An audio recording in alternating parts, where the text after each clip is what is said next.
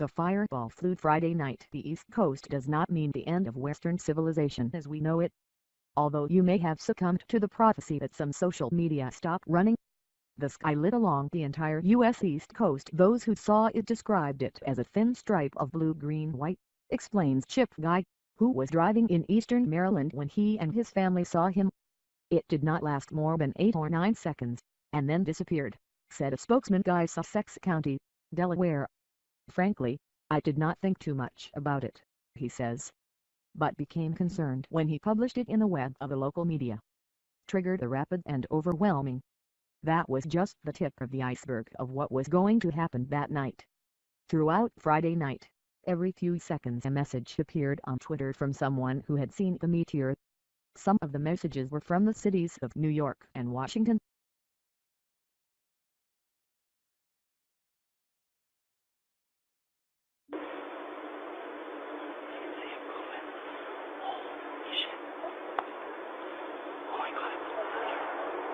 That wasn't thunder. That was that thing blown up. Oh my God, there it goes again. I don't care, that woke me up. Oh, it's still booming. Holy shit. I think maybe it got hit by lightning. Oh my God, this is a big fire.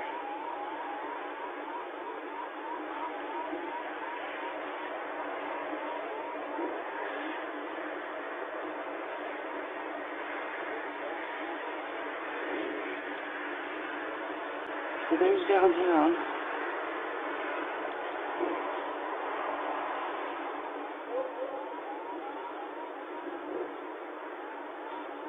Oh my God.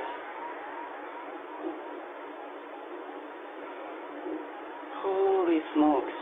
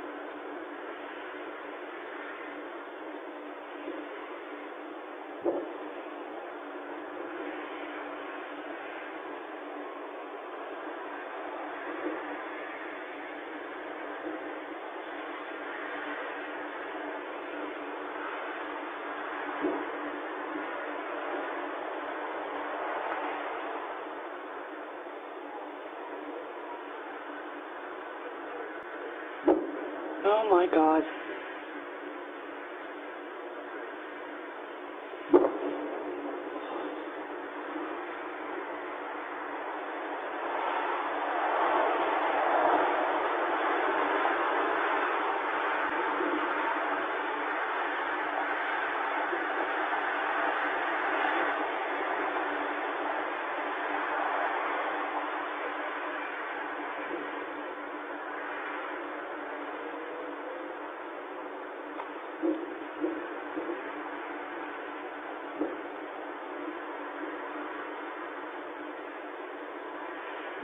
Oh my God, there's flaming things in the air, Aaron. It's shooting things out of it.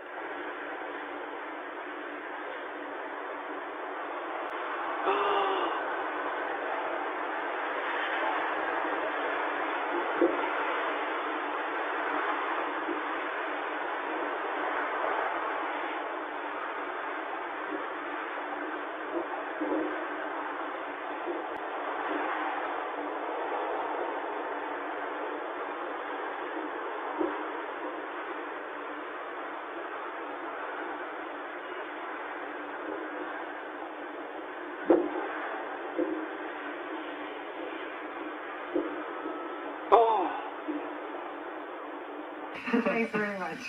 Apparently there's a lot of excitement in Central Russia today. Really? Why not? I'm not sure. Are you going to tell me? Something to do with an out of this world discovery. Yeah, ISIS is saying explains. This was the scene back in February as a massive meteor streaked across the sky. Turning night into day, the fireball sent shockwaves across Russia, shattering windows, injuring some 1,200 people, and causing millions of dollars in damage. Scientists say fragments of the space rock crash landed here, beneath the ice of this frozen lake near the city of Chelyabinsk. Now, 8 months later, the ice is gone. And on Wednesday, in an operation covered live on Russian TV, divers entered the murky water. At the bottom of the lake, they found what is believed to be the largest single fragment of the meteorite. The 1.5-meter-long boulder was dragged ashore, then weighed, where it literally tipped, then broke the scales. If it weighs more than 500 kilograms, then the object is unique in itself and is likely to be one of the biggest meteorites ever found. The suspected space rock crumbled into several chunks, but still weighed in at more than 570 kilograms. Now, scientists want to confirm this is indeed the meteorite they've been searching for. The initial visual survey, which we are talking about now, doesn't give us 100% certainty. We still need to conduct more research, a structural analysis, and other tests. When it entered Earth's atmosphere, scientists estimate the meteor weighed about 10,000 tons. It's just a fraction of that size now, but scientists seem confident they've made an out-of-this-world discovery. Aisha Say, CNN. Now we know why. Now we know A why lot there's of excitement in central Russia. We're offshore. We got a meteor shower coming in. It's breaking up. Take a look at this cell phone video. Captain William Lowry was in his boat in the Freeport area around 3 Wednesday morning when he saw a meteor fly across the sky in a brilliant orange glow. Nothing like this of this magnitude. A few shooting stars from time to time, but this approximately lasted 3 to 4 minutes.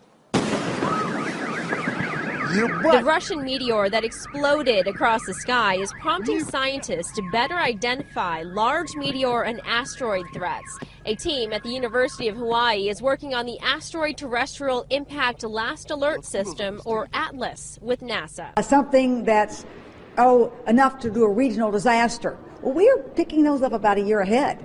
We'd like to pick up something a tenth of that size with enough warning, maybe a week's warning, 2 weeks warning, so people will know to look for it, and if they really are in the way of it, they'll know to evacuate.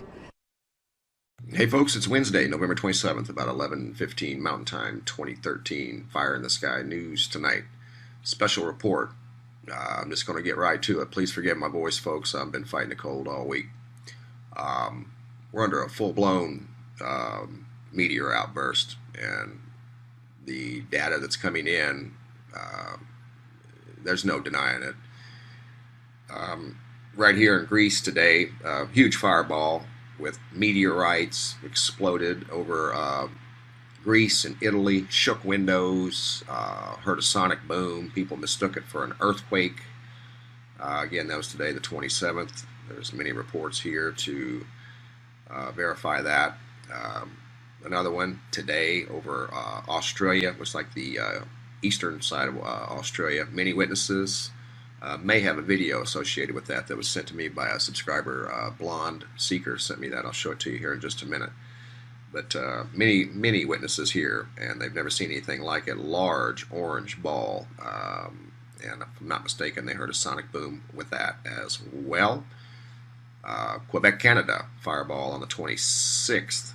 This was yesterday. People were mystified at a sonic boom, and a pilot did report seeing a bright light.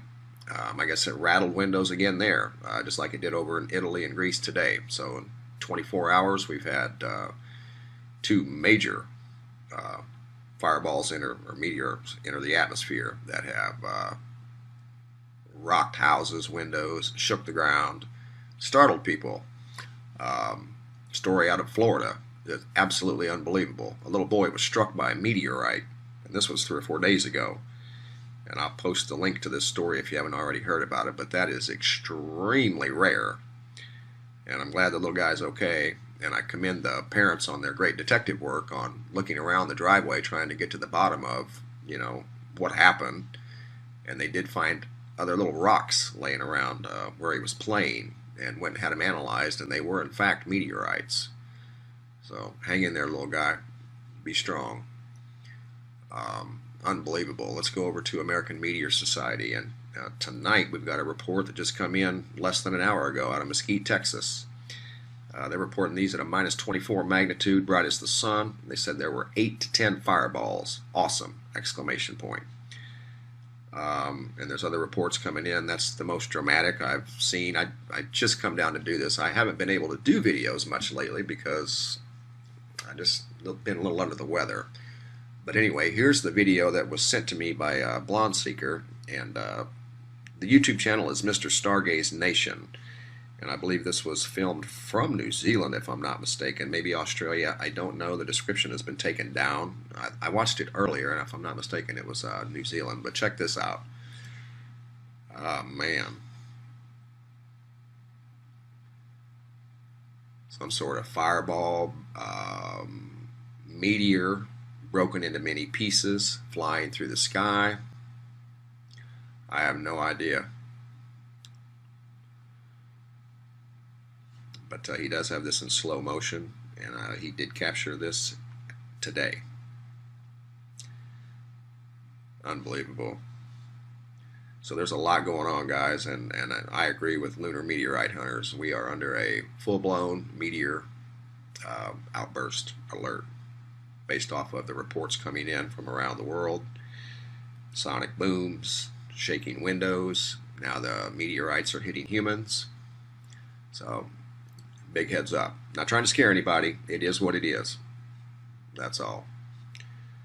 So I'll try to track down some video footage of some of these other reports that have been coming in, and I'll get those up tomorrow. But during these uncertain times, folks, I encourage you to be brave, be strong, and please be wise. Thanks for watching. Actually, the book of Genesis, and you're correct. The 12th planet was Sitchin's first book. And he did spend a lot of time showing you evidence, showing you evidence.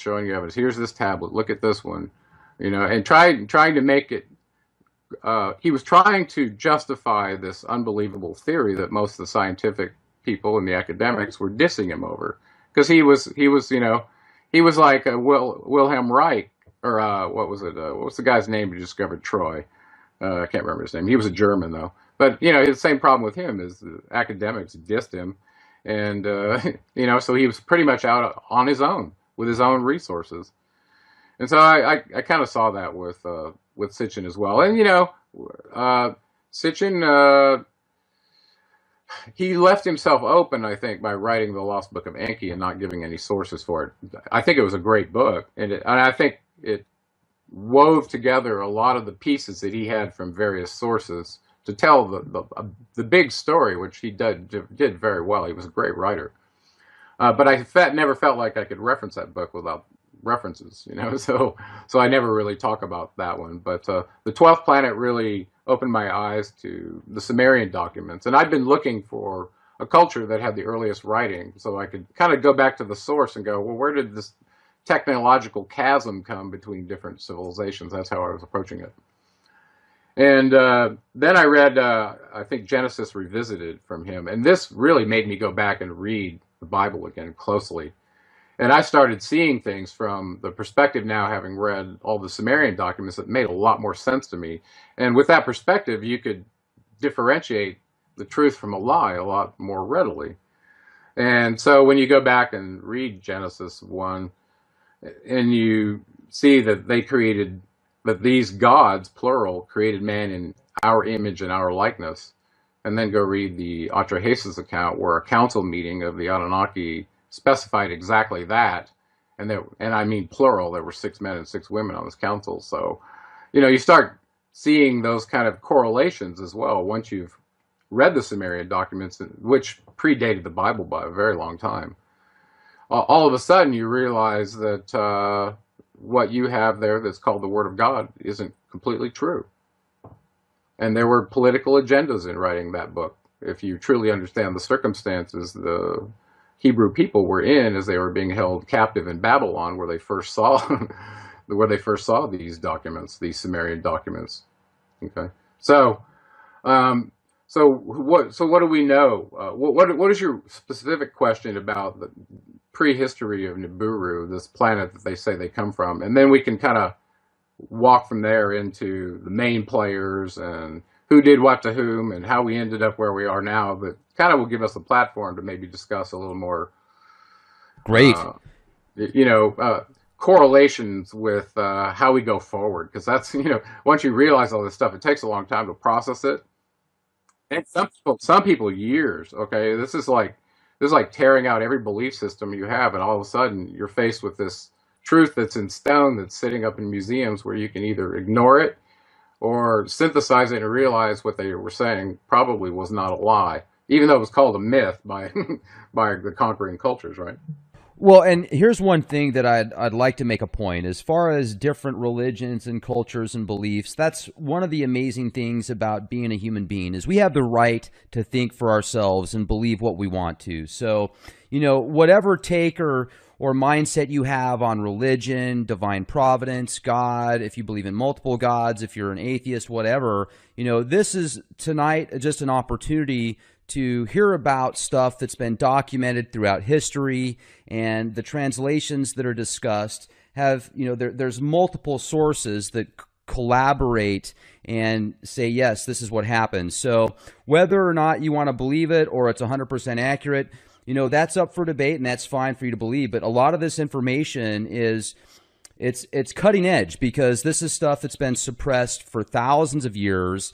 When the Crusades took place, and anything that wasn't a part of the system church at that time, was looked at as blasphemy, witchcraft, and people were burned at the stake. Libraries and tons of information was destroyed because of this. So a lot of this information and what you're talking about predates the books of the Bible. And that's just incredible. So I would like to talk about the 6 women and the 6 men that were part of it, and we'll get into some of the names and the correlations of the biblical references, maybe the Greek gods, and maybe even if they connect to the Vedic gods, Valhalla and some of the Nordics and stuff. But my question was about Nibiru. Is the official version that I know about of the Anunnaki when they came to Earth was to look for gold. Is that correct? Well, that is correct. If we start back on the prehistory of Nibiru, there was a king that ends up as the main progenitor in the Anunnaki line that we like to include in the story, because he was head of the Anunnaki Council, and his name was Anu. Okay, so Anu was the original king, or as far back as you can go, it was Anu. Right, and we're circa 450,000 years ago right now, and according to their records, one of the beings who was the prior king, his name was Lama. Excuse me. He was discussing problems in their atmosphere, whether to bolster their atmosphere to protect themselves against radiation using the volcanoes to reactivate them by firing missiles into them, or to create a particulate solution to seed the atmosphere. And this was a discussion they were having way back then, because you have to understand, in the myths of Mesopotamia, there's a document in there called the Atrahasis, written by Stephanie Dalley.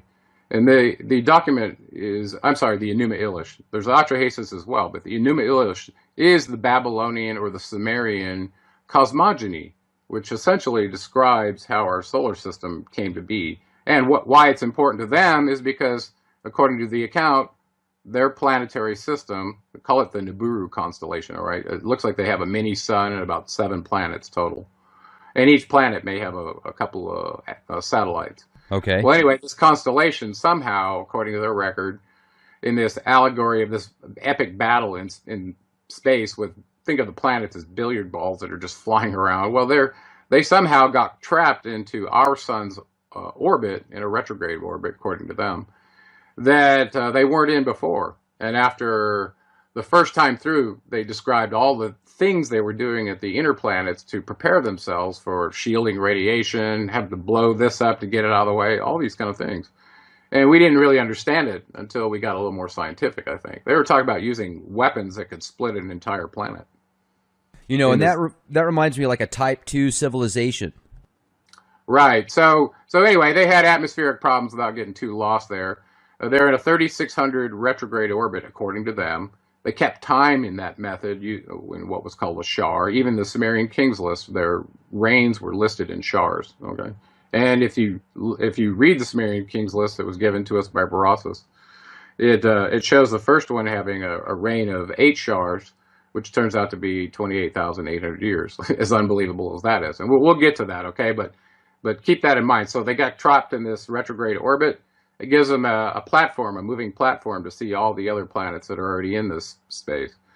Well, they didn't get out that easily. They apparently had some collisions about the second time around their 3,600-year orbit, such that one of the satellites of Nibiru struck a planet that was in the place where the Earth is now. They called it Tiamat. It broke part of it off. Part of it became the Earth, and the other part became the asteroid belt.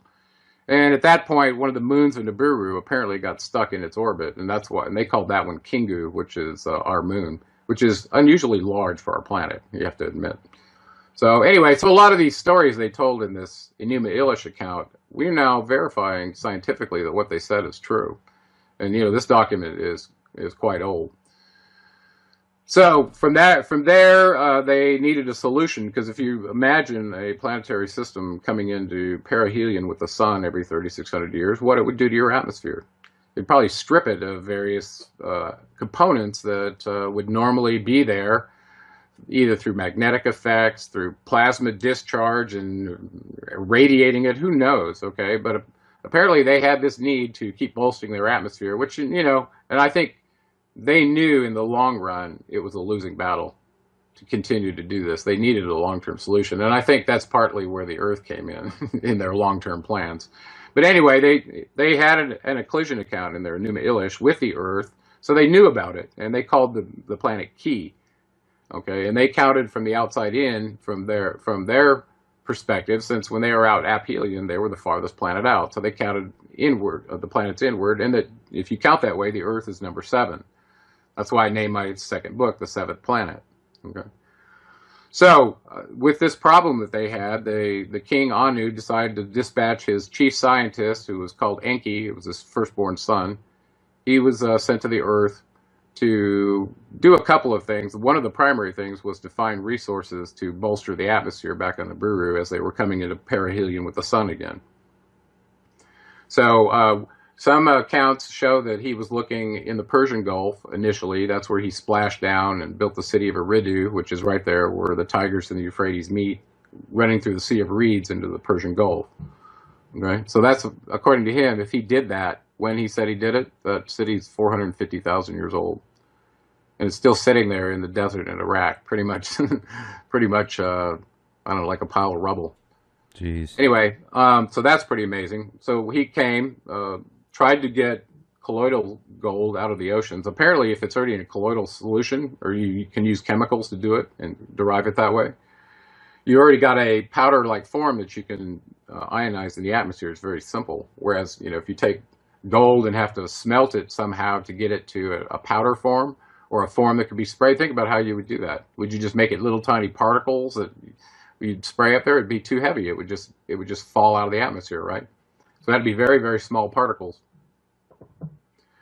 So that was about 450,000 years ago. So Enki Enki means Lord of the Earth, by the way. So his initial title was Lord of the Earth. His half-brother Enlil was still back on Nibiru, and he was born of his father Anu and his half-sister, Anu's half-sister, whose name was Arash. Her other name was Ki. She was nicknamed Ki, Arash. So she ended up giving birth to Enlil, and because she was a half-sister, and because of mitochondrial DNA contributions in the purity of their bloodline, he was in line to rule. Enki was not. So at this point, we're in the Persian Gulf, and Enki's trying to get gold. He brought a small band of workers with him, which he called the Ajiji. They also referred to him in the book of Enoch as the Watchers. These were highly technical fellow gods that generally ran spacecraft, low Earth drones, all kinds of technical things to watch the state of the simulator to report back to the higher ups, okay, whether it was an asteroid coming in or too much radiation, just whatever, okay. That's partly why they were called the Watchers. So they were there to assist Enki in getting this gold from the Persian Gulf. Apparently, they didn't get it fast enough. 5,000 years elapsed. They ended up being vectored to South Africa, where the Atrahasis document picks up. So at this point, apparently they weren't getting gold fast enough from the Persian Gulf, and they got vectored down to Africa, where they could mine it more significantly. This is where the Atrahasis picked up. And in the beginning of this first tablet of the Atrahasis, it describes them casting lots to divide up the territories between some of the key players that we should lay out here. We've already mentioned Anu and Enki. Enlil was the other one. The one we didn't mention was the half-sister to both of them, whose name was Nin Hartzog. And later on, we'll find out her name was Isis in Egypt. She was the medical officer that accompanied them. She was very important, because if one of them had a child with her, it would be in line to rule because of this half-sister mitochondrial DNA thing. So she was kind of a key player for that reason as well. Okay. So they end up casting lots. Enki gets Africa. Anu goes back to Nibiru. Enlil gets Mesopotamia. And the exemption is that the Temple of Eridu and the city that Enki built there with his original Ijiji watchers still belong to him. And apparently he had a garden there, and he'd done all kinds of things in 5,000 years until his brother showed up. At this point, they've divided the territory. I left Inanna out. She got the Indus Valley. Okay, then Enki's in Africa. Oh, and the medical officer actually got some territory. Even though she was a medical officer, she got given the Bond Heaven Earth region up in the Sinai Peninsula that belonged to the Anunnaki. Now, this was the area where they had their, I guess you would call it, their communication facilities. Okay. And also transport facilities for moving the ore back to Nibiru, whether it went directly or via a way station. I'm thinking of those in Peru or somewhere out there. They had those ginormous, like, landing pads and very big, kind of, I guess, sculptures of different animals and stuff like that. Was that done by the Anunnaki? Like, was that to give them an idea from space? It very well could have. There have been several races, I believe, that have visited the Earth and done prospecting here. And I think there have been somewhat controversies between races of vying for those, resources from the Earth. So, resource wars and genetic wars, both.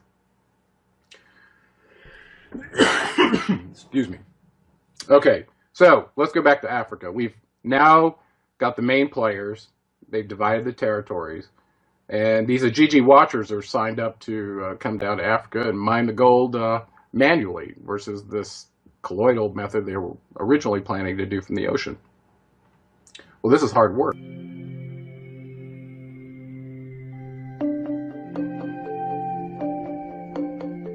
Well, we don't get up till late because we're retired. At 9 o'clock I heard a knock on the door. It was a chap from next door. He was out watering his tomato plants and he said, "You want the good news or the bad news?" I said, "The good news is you got a swimming pool?" "Yeah," and he come out and got a hole in the ground,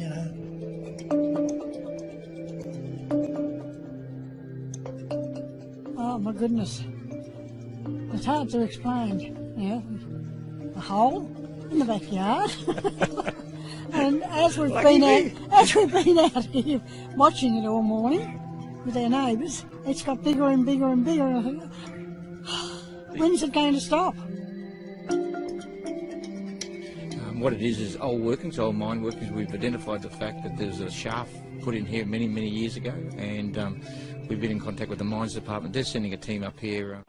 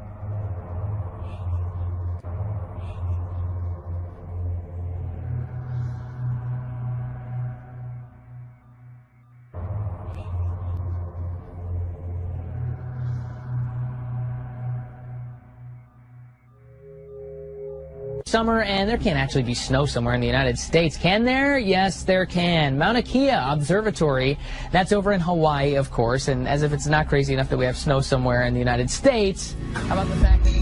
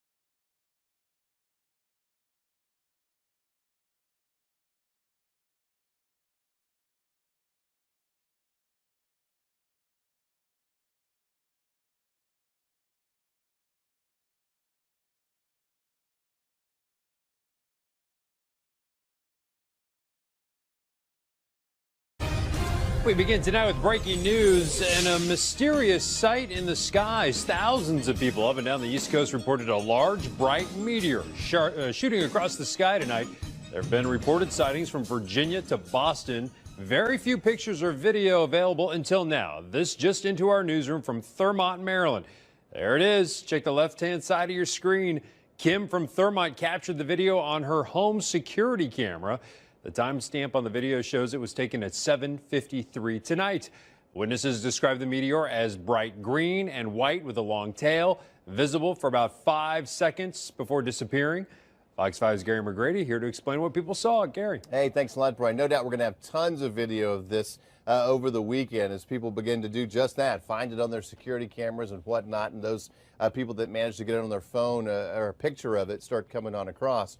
Listen, here's what we think it probably was. Definitely a meteor. Well, I don't want to say definitely, but pretty good high likelihood that it was. And probably what's known as a fireball, which is a slightly larger meteor. A typical meteor would be about the size of a pea or up to the size of a pea. So this would be larger than that. And I saw some instances where maybe a baseball size or a softball size would glow like that. So it was probably right around that size. It does appear much closer than it actually is. It definitely has to be higher in the sky than 5 miles. And we begin to potentially see these when they enter the atmosphere at about 50 miles high.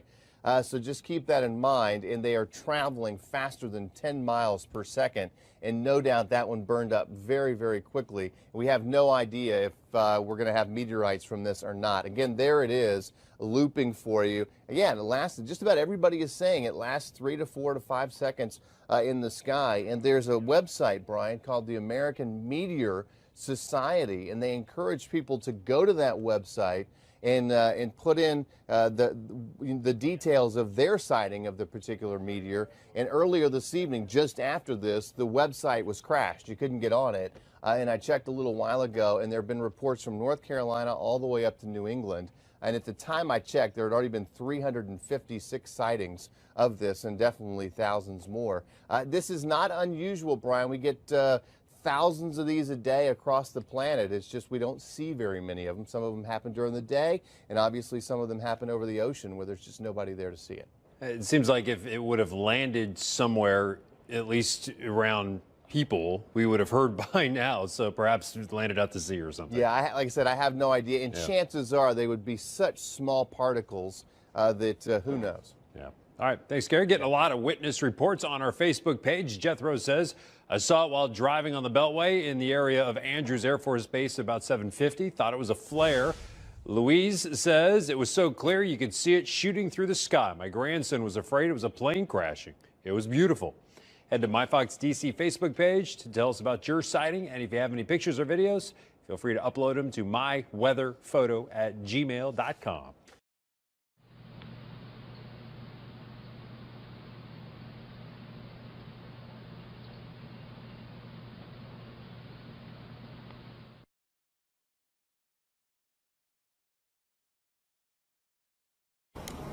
Непонятно. Была такая ярчайшая вспышка и исчезла. И вот туда дальше. Ой. Охренеть. Где-то упал. Слышишь?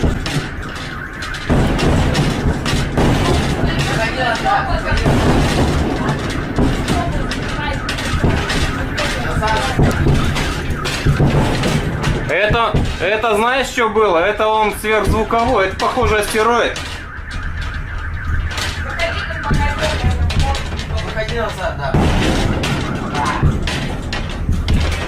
Это звуковая волна, астероид. Реально. Сегодня какой-то астероид должен быть в опасной